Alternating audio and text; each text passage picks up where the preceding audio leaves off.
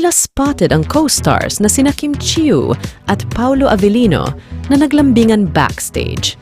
Marami nga ang kinilig sa video kung saan tila naglambing at kinulit ni Kim si Paulo. Ang mga eksena ng kanilang tila sweet na pag-uusap backstage ay agad na bumida at nag-viral, kung saan marami ang nagbigay ng iba't ibang reaksyon.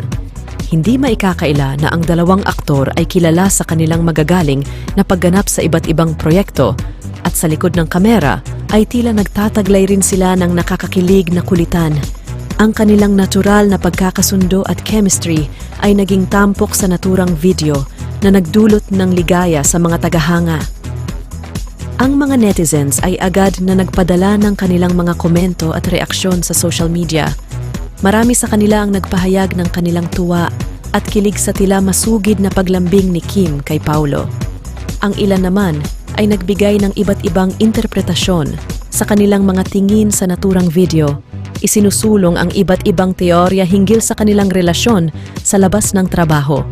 Sa kabila ng mga reaksyon ng mga tagahanga, mahalaga ring tandaan na ang mga eksena sa likod ng kamera ay maaaring bahagi lamang ng pagkakaibigan o propesyonal na relasyon ng dalawang artista.